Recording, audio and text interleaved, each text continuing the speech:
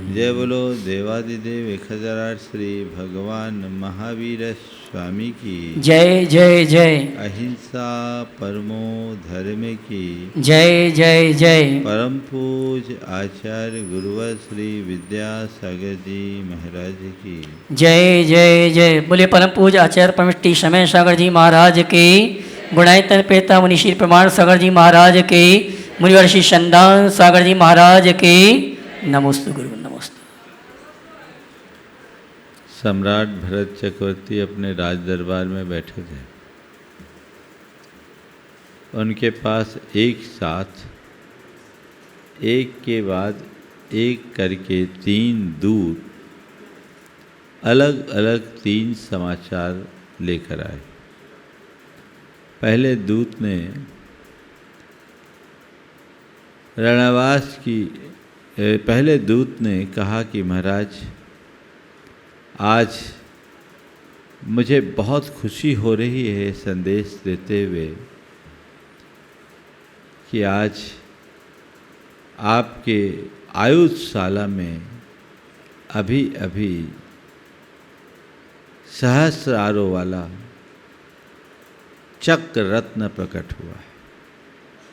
अभी तक हम लोग सुनते थे कि आप इस धरा के आद्य चक्रवर्ती हो गए, आज उसका प्रमाण प्रकट हो गया है।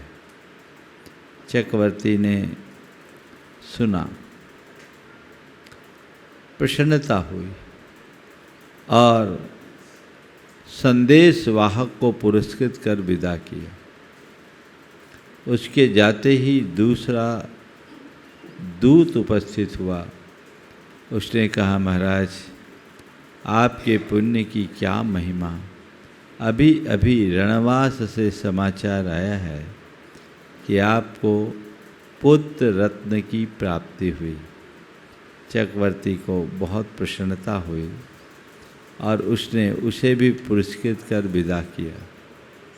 इसके जाते ही तीसरा दूत आया और उसने 6 ऋतुओं के फल चक्रवर्ती के चरणों में समर्पित करते हुए कहा, प्रभु, हम धन्य हैं, ये धरा धन्य है। आज हमारा मन बड़ा हर्षित है।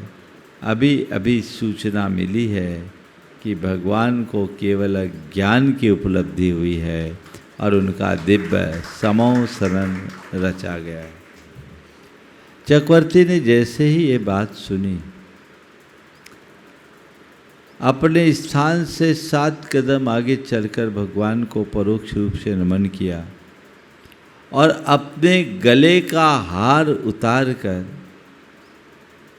उस दूत के गले में डाल दिया। बोला, अद्भुत समाचार सुनाया है तुमने, मुझे बेहद खुशी है। और सारे दरबारियों से कहा कि चलो हम सब भगवान के समो शरण में जाकर उनकी आराधना करेंगे, उनकी वंदना करेंगे। घटना आप सब लोगों ने भी सुनी होगी, लेकिन 3 समाचार मिले चक्रवर्ती को। तीनों प्रसन्नतादायक समाचार थे, लेकिन सबसे अच्छा, सबसे अधिक प्रसन्नता तीसरे में हुई। क्यों? चक्र रत्न की उपलब्धि उसके अर्थ पुरुषार्थ की शुद्धि का द्योतक था। पुत्र रत्न की प्राप्ति उसके काम पुरुषार्थ का फल था। चक्रवर्ती सम्यक दृष्टि था, उसे अर्थ की उपलब्धि में उतनी प्रसन्नता नहीं हुई, काम के फल में भी उतनी ज़्यादा खुशी नहीं हुई, लेकिन भगवान के केवल ज्ञान का समाचार सुनकर उसका रोम रोम पुलकित हो उठा। आखिर क्यों? केवल इसलिए क्योंकि उसमें उसे ये दिख गया कि इसके माध्यम से अब धर्म, अर्थ, काम और मोक्ष चारों पुरुषार्थों की सिद्धि होगी।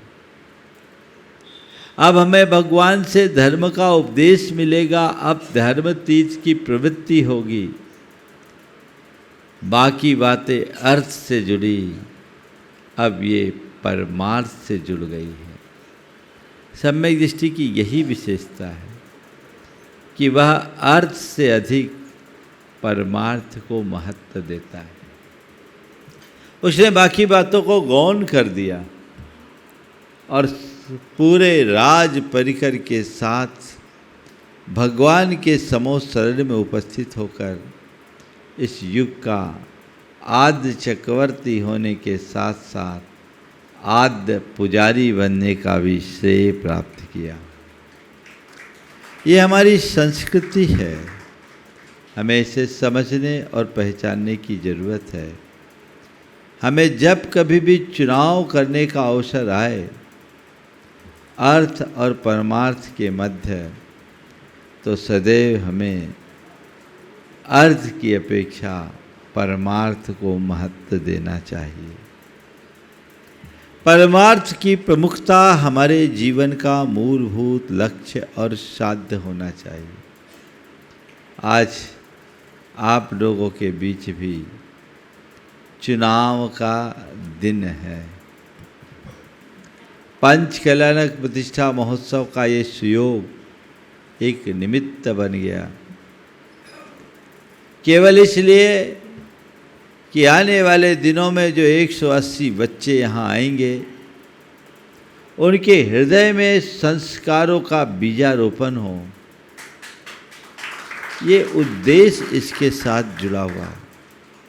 पंच कल्याणक तो 5 दिन का होगा, लेकिन यहाँ जो विद्यालय में बच्चे, गुरुकुलम में बच्चे आकर संस्कार प्राप्त करेंगे, आगे बढ़ेंगे, उससे कल्याण की परंपरा आगे बढ़ेगी।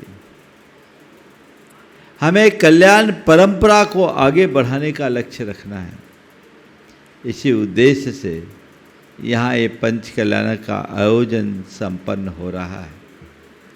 आप लोग बहुत उत्साहित हैं अपनी सहभागिता सुनिश्चित करने के लिए। जहाँ कहीं भी पंच कल्याण की बात आती है, मुख्य रूप से 3 लोगों के लिए लोगों का बड़ा प्रगाढ़ उत्साह होता है, माता पिता, सौधर इंद्र और कुबेर। बहुत सारे लोग उल्लसित हैं। अब मुझे नहीं पता कि आज किसका भाग्य जगेगा, पर इतना पैसा पता है, पैसे वालों का भाग्य नहीं जगेगा, उदार वृत्ति के लोगों का भाग्य जगेगा। पैसों से कोई बड़े अवसर नहीं मिलते, पुण्य और उदारतापूर्ण भावना ही हमें ऐसे अवसर प्रदान कराते हैं। तो हमें आज मौका है, अभी आप सबके मध्य एक व्यवस्था के तहत, जो समाज की एक प्रचलित व्यवस्था है, उसके तहत ये बातें होगी।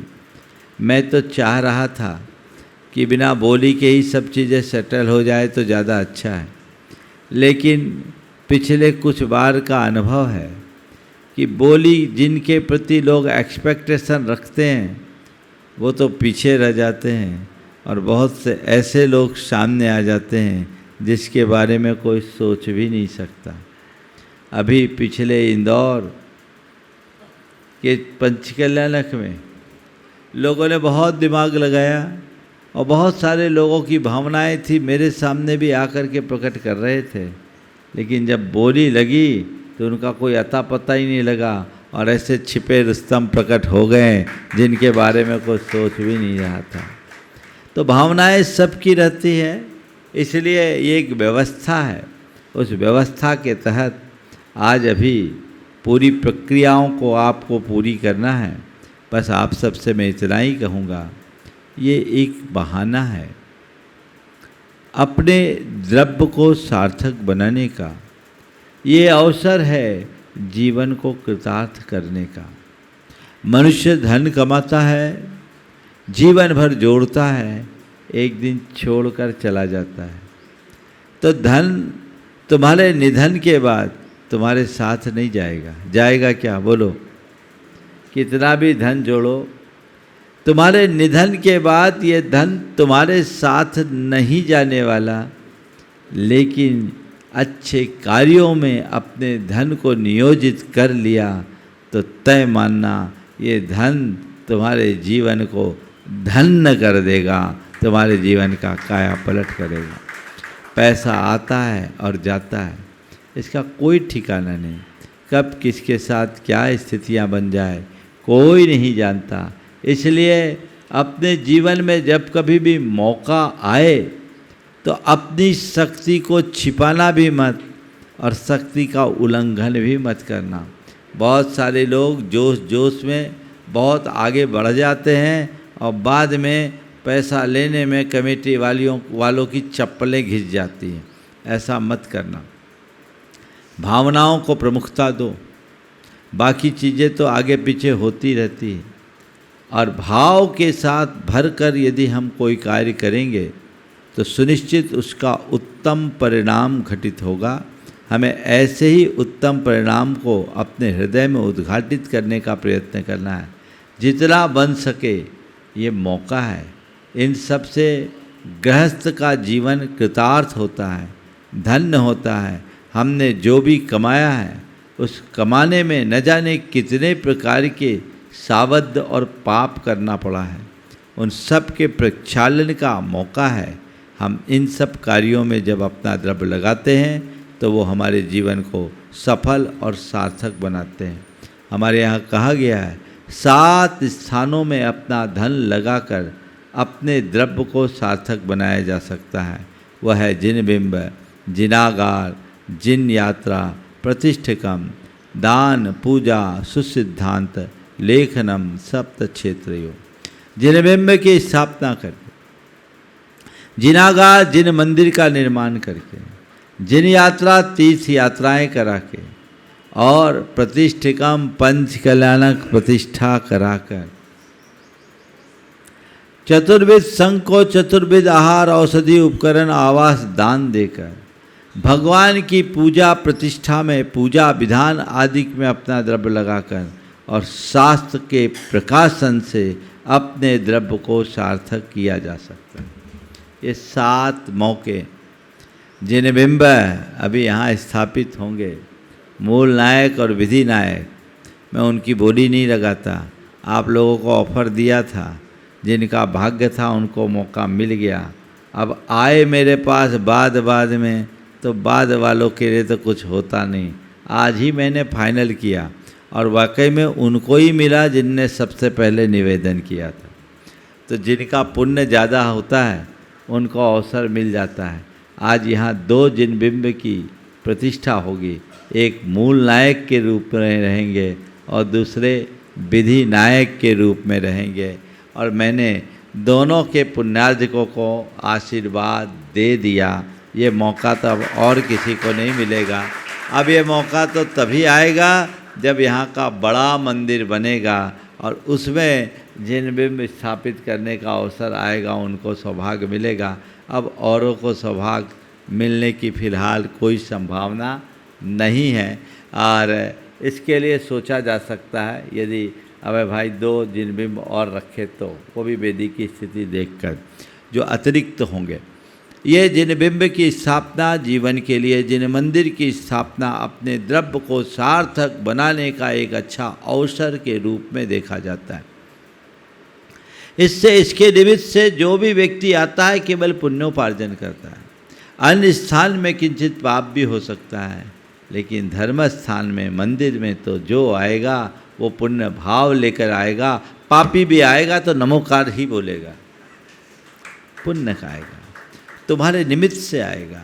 तो वह पुण्यवर्धक कार्य है, इसलिए उसको प्रमुखता दी जाती रही है। ऐसा मौका और प्रतिष्ठा, एक ज़माने में लोग अकेले प्रतिष्ठा कराते थे, अकेले मंदिर बनाते थे और पूरा मंदिर बनाकर उसकी प्रतिष्ठा करके उसे समाज को अर्पित करते थे। ये परंपरा है। तुम्हारे बुंदेलखंड में सिंघई, सवा सिंघई, ड्योढ़िया, चौधरी, सेठ, ये उसी के उदाहरण हैं। तो जितने लोग आज सिंघई वगैरह कहलाते हैं, उन्हें सोचना चाहिए कि हम उस परंपरा में जन्मे हुए लोग हैं जिनके पुरखों ने बड़े बड़े मंदिर बना करके प्रतिष्ठाएं कराए। आज ऐसी व्यवस्था नहीं है कि हम अकेले मंदिर बना सके। हालांकि समर्थ तो लोग हैं, भावना भी भानी चाहिए। यदि सामर्थ्य हो तो इस तरह का काम कर लो। पहले एक आदमी कमाता था, 4 खाता था, अब 4 आदमी कमाते हैं, एक खाता है, इतना अंतर हो गया।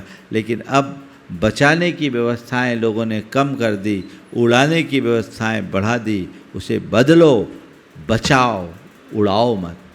अच्छे काम में लगाओ, द्रव्य को का सदुपयोग करो, उसे सार्थक बनाने का यत्न करो, जिससे जीवन को धन्य और कृतार्थ किया जा सके। ऐसा सत प्रयास सबको करते रहना चाहिए। जब आप ऐसी कोशिश करोगे तो उसके सुपरिणाम आएंगे। तो मैं आपसे कह रहा हूँ कि ये हम उस परंपरा में जन्म लेने वाले और जीने वाले लोग हैं जहाँ मंदिर बनाने की परिपाटी रही। और सुनो, कैसे लोगों ने मंदिर बनाया, कैसे लोगों ने प्रतिष्ठा कराया। धन्ना सेठों ने किया सो किया ही, लेकिन तुम लोग तो उस परंपरा में पैदा हुए हो जहाँ चक्की पीसने वाली पीसनहारी ने भव्य मंदिर का निर्माण किया। सोचो, एक पीसनहारी की क्या औकात। हाँ, अगर तुम ऊपरी औकात को देखोगे तो उसकी कोई औकात नहीं, लेकिन भीतर गहराई में उतर करके झांकोगे तो तुम्हें लगेगा कि जिसके हृदय में श्रद्धा है उससे बड़ी औकात किसी की नहीं है। देखो, जब मैं जबलपुर में था, पिछनहारी की मड़िया में मड़िया जी के दर्शन कर रहा था, पहाड़ी पर मुझे दूर एक खंडहर सा दिखाई पड़ा। मैंने पूछा, ये खंडहर क्या है? तो लोगों ने कहा, महाराज ये कभी रानी दुर्गावती का महल हुआ करता था। ये मदन महल, रानी दुर्गावती का मदन महल हुआ करता था। तभी किसी ने कहा, महाराज जी दुर्गावती और पिछनहारी दोनों समकालीन हैं। मेरे मुख से निकला, देखो वैभव का महल खंडहर बन गया और भक्ति की मड़िया ने सुरमतीर्थ का रूप ले लिया। वैभव विनष्ट होता है और भक्ति अमर बनती है, बनाती है। श्रद्धा शाश्वत होती है, सत्ता नश्वर होती है। इसलिए अपनी सत्ता संपत्ति के मोह में फंसने की जगह उनके सदव्य का भाव अपने अंतरंग में जगा कर रखना चाहिए कि यथासंभव मैं इनका सदुपयोग करूं, इनका सही लाभ उठा सकूं। ये प्रयास और ऐसा प्रयत्न निरंतर बने रहना चाहिए। ये मौके ही हमारे जीवन की श्रेष्ठता का आधार बनते हैं।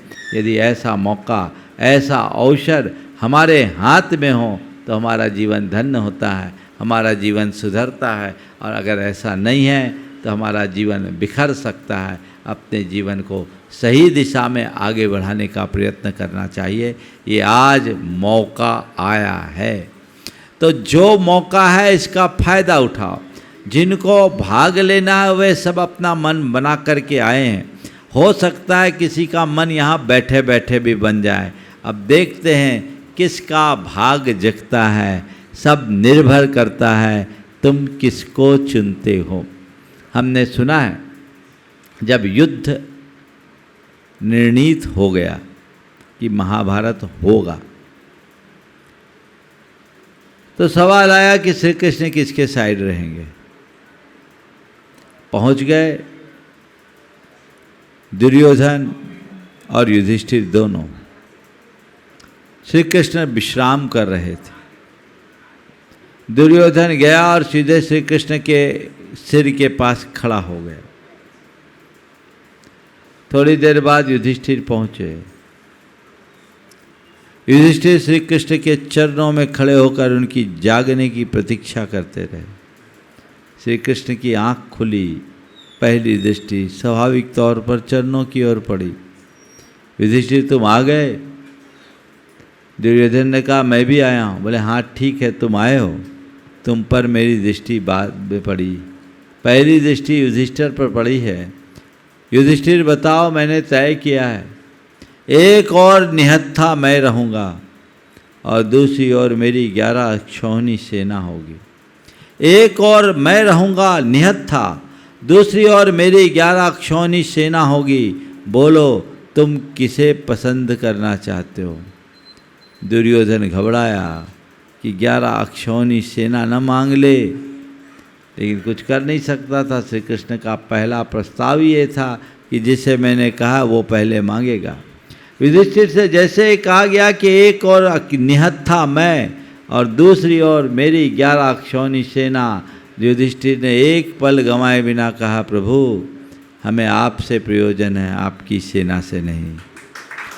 निहत्ते ही सही, आप ही पर्याप्त हो, हमें सेना से कोई प्रयोजन नहीं, आपसे प्रयोजन है। आप आ गए, सब आ गया। दुर्योधन ने तुरंत ताली बजाते हुए अपना दांव फेंका, तो फिर 11 अक्षौणी सेना मेरी। श्री कृष्ण ने कहा तथास्तु। श्री कृष्ण ने कहा तथास्तु। दुर्योधन ने कहा ये वाकई में दिमाग से दिवाली आए, नटवर लाल अकेले क्या करेंगे, अब मैं तो जीत गया। अहंकार ऐसे ही हुंकार भरता है, मैं तो जीत गया, मेरा सब कुछ हो गया। लेकिन आपको पता है नतीजा क्या निकला? युद्ध तो बाद में हुआ, 18 दिन बाद उसका परिणाम निकला, सब जानते हैं। पर मेरा तो कहना है असली परिणाम तो उसी दिन हो गया था जिस दिन चुनाव हुआ था। जिस दिन चुनाव हुआ था उस दिन परिणाम निकल गया, बाकी तो कोरी घोषणा थी। मुझे नहीं मालूम ये क्या बात है, लेकिन इसके भीतर छिपी हुई जो बातें हैं वो हमें बहुत कुछ समझाती है। इनके बल पर हम बहुत सारी बातें समझ सकते हैं। इसमें एक ही संदेश है, श्री कृष्ण है हमारे अंदर का परमार्थ, एक और हमारे भीतर का परमात्मा है, परमार्थ है। और 11 अक्षौणी सेना है क्या? 5 इंद्रिय, 5 मन और उनके विषय। 5 इंद्रिय, 5 उनके विषय और 1 मन, ये 11।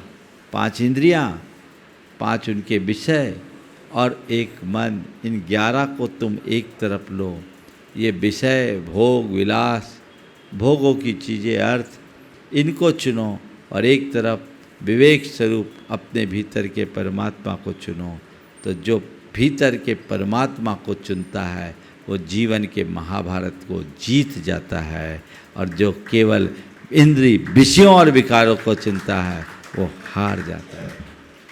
अपने जीवन में जब भी चुनने का मौका आए, अर्थ को नहीं परमार्थ को चुनना, बिना भोग को नहीं योग को चुनना, और संग्रह को नहीं त्याग को चुनना, यही हमारा चुनाव है। और जिस दिन हमारी ऐसी दृष्टि बन गई, हमने अपने जीवन की ऐसी दिशा सुनिश्चित कर ली, तय मानना हमारा जीवन धन्य हो जाएगा। तो आज ये मौका है, अनायास ये अवसर आ गया। मुझसे कहा कि महाराज पंचकलानक क्यों कराए? हमने कहा पंचकलानक तो इसलिए कराए क्योंकि यहाँ संस्कारों का आरोपण करना है, इस धरा को शुद्ध करना है, ताकि यहाँ आने वाले बच्चों के हृदय में वह सब कुछ अंकित हो सके और वह संस्कारों से भरकर अपने जीवन को गढ़ सके। पहले हमने सोचा था पंचकलानक को बहुत लघु रूप में कर लें। हमने तो अपने ब्रह्मचारी भैया लोगों से यही कहा था, अपन क्या करेंगे, अपने अपने कमरे में यहीं पर हॉल में कर लेंगे कुछ लोगों को इकट्ठा करके। लेकिन आप लोगों के उत्साह ने इसे यह रूप प्रदान कर दिया, और अब जो आपका उत्साह और आपकी भागीदारी दिख रही है, तो कमेटी को अपनी पूरी व्यवस्था भी बदलने को बाध्य होना पड़ रहा है। जो स्थान तय किया वो स्थान भी छोटा पड़ने लगा है, अब उनको पुनर्विचार करना पड़ रहा है। ये आपका उत्साह है, ऐसे ही आपका प्रगाढ़ उत्साह बने रहे, और जो भाव लेकर आप लोग आए हैं उन भावों की पूर्ति करते रहिए, ताकि अपने जीवन को अच्छा बनाया जा सके, जीवन को सही दिशा दी जा सके। बंधुओं, बोली की एक परंपरा है, बोली बहुत अच्छी परंपरा नहीं है, बिना बोले बोलना ज़्यादा अच्छा है। लेकिन मैं आज आप सबसे कहता हूँ, जब आप बोली के माध्यम से कोई दान देते हो, उसमें क्या होता है? हर बोली में आपके मन में ये आता है, इसमें निपट जाए तो अच्छा है, बस इसमें निपट जाए तो अच्छा है, इतने से आगे हम नहीं जाएंगे, इतने से आगे हम नहीं जाएंगे, इतने से आगे हम नहीं जाएंगे। इस चक्कर में आपके मन में घोर उथल पुथल चलता रहता है। इस चक्कर में आपके मन में घोर उथल पुथल चलता रहता है और कई बार आप जो सोच कर आते हैं उससे आगे भी बढ़ जाते हैं।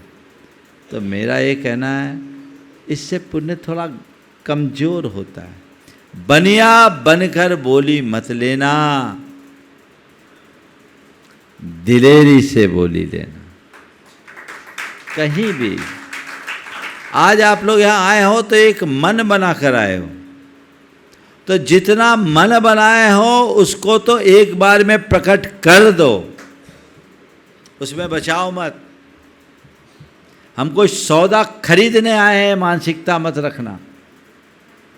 हम अपने द्रव्य को सार्थक बनाने आए हैं, ये भाव जगाना। द्रव्य तो एक निमित्त है, इसके निमित्त से हम एक पुण्य लाभ का अवसर पा रहे हैं। ये मौका मेरे जीवन में आ रहा है, मैं ऐसा कार्य करके अपने जीवन को धन्य कर रहा हूँ। हमेशा ध्यान रखना, पुण्य खरीदा नहीं जाता, पुण्य अर्जित किया जाता है। तुम सोचोगे पैसे लगा देंगे सौधर्मिंद बन जाएंगे तो हम बहुत बड़ा पुण्य पा जाएंगे, नहीं। अपने हृदय के पुण्य भावों को जगाओगे तभी पुण्य पाओगे। तो ये मौका आज मैं पुण्य भाव जगा करके आया हूँ और पुण्य पाने के लिए आया हूँ। तो जो तुम्हारी व्यवस्था है एक बार में बोल देना, ताकि टाइम लगाने की बात भी ना हो, फटाफट हो। लेकिन आप लोगों के विषय में बुंदेलखंड में कहावत है, आमिया निबुआ बानिया गल मस्के रस देत। ये बुंदेलखंडी कहावत हमने सुनी। अमिया नींबुआ बानिया गल मस्के रस देत। जब तक आम और नींबू को मस्को नहीं, निचोड़ो नहीं, तब तक उससे रस नहीं निकलता। भाइयों, जब तुम्हारे अंदर रस पर्याप्त है तो निचोड़ने की जरूरत क्या है, ऐसे ही उड़ेल दो ना, एक ही बार में उड़ेल दो। हाँ, बाद में ज़्यादा निचोड़ने से कड़वापन भी आ जाता है कभी। और कई लोग तो ऐसे हैं जो नींबू को निचोड़ लेने के बाद पानी में बुरो कर दोबारा निचोड़ते हैं। अब निचोड़ोगे और निचोड़ने के बाद क्या निचोड़ना भाई, इसलिए निचोड़ने की नौबत ही ना आए, एक झटके में रस निकलना चाहिए। भाव वो हो, देखो कैसी भावना होनी चाहिए। ये दान है, ये एक व्यवस्था बनाई जाती है इसलिए कि किसी के मनोभाव वंचित न रह जाए। आज भी मुझे लगता है कहीं अप्रत्याशित सामने ना आ जाए, किसका भाग्य जग जाए कोई नहीं कह सकता। तो उसमें भी क्या भाव रखना चाहिए, मैं आपको एक घटना बता रहा हूँ। श्री संवेद शिखर जी में तेरापंथी मंदिर में, वहाँ के नंदीश्वर मंदिर जिनालय के कलशारोहण का कार्यक्रम था। नंदीश्वर मंदिर है ना तेरापंथी में, उस नंदीश्वर मंदिर के कलशारोहण का कार्यक्रम था। 69-70 के आसपास की बात। बोली लगी, साहू शांति प्रसाद जी एक और थे और दूसरी ओर से कोलकाता के एक सामान्य से पर समर्थ श्रावक थे सुगम चंद जी पांड्या। उनकी तरफ से बोली आई। बोली बढ़ते बढ़ते 1,21,000 में या 1,11,000 में, 1,11,000 में साहू शांति प्रसाद जी के नाम पर बोली टूटी। 1,11,000 में उस जमाने में साहू शांति प्रसाद जी के नाम पर वो बोली टूटी, उनके नाम की घोषणा हुई। जैसे नाम की घोषणा हुई, जो दूसरे सज्जन थे वे 1,01,000 का चेक लेकर आयोजकों को पकड़ा दिया।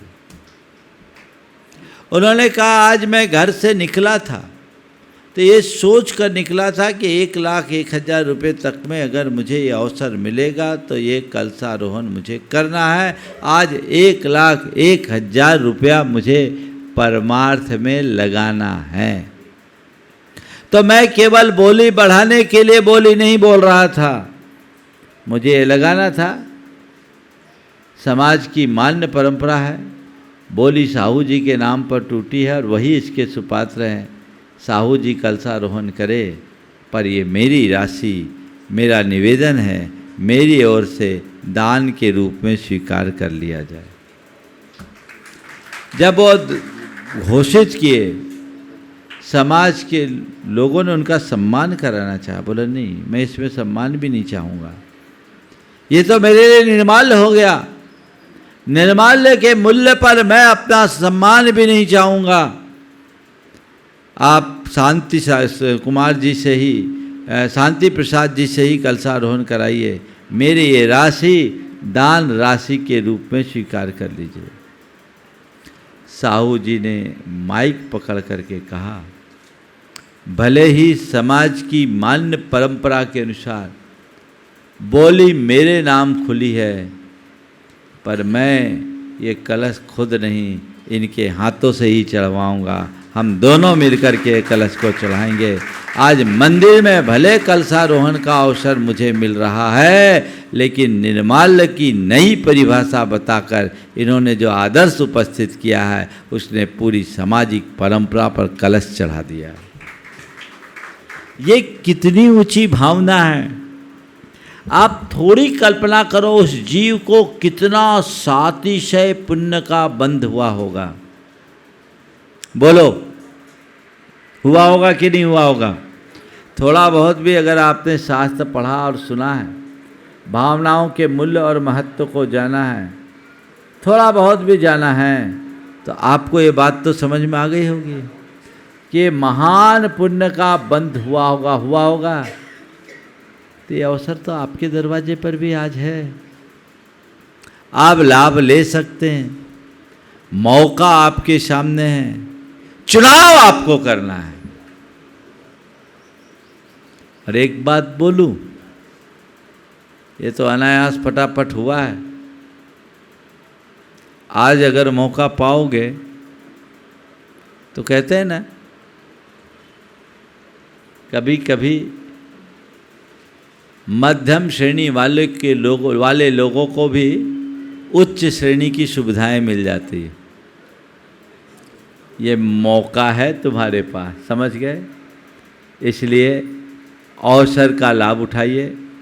अपने जीवन में जितना बेहतर घटित कर सकते हैं करने की कोशिश कीजिए।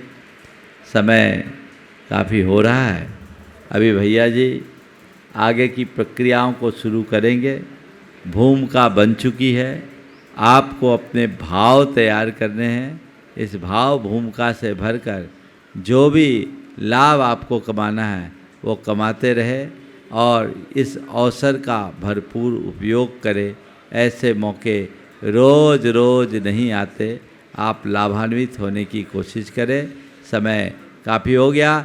कल एक और सुअवसर आप लोगों को है। कल शांतिनाथ भगवान के जन्म, तप और निर्वाण कल्याण के अवसर पर एक विशिष्ट शांति विधान, ओम संस्कृत का मूल विधान यहाँ होगा। आपके जीवन के अशुभ अमंगल और अनिष्ट के निवारण का सबल हेतु होगा, जिसमें सारे बीजाक्षरों और मंत्रों का उच्चारण हम लोगों के मुख से होगा। आप लाभान्वित होंगे, तो कल कोई भी वंचित न रहे। भोपाल वासी और भोपाल के बाहर के लोग, बहुत लोगों की सूचनाएं हैं, वो आ रहे हैं और वो भोपाल के बाहर के लोग भी इसमें सम्मिलित होंगे। इसलिए ये मौका आप सबके हाथों से बाहर न जाए, ये प्रयास आप सबको करना है। भैया जी आगे चलकर इस पात्र चयन की शुरुआत सौधर्मेंद्र से। हाँ बोलिए।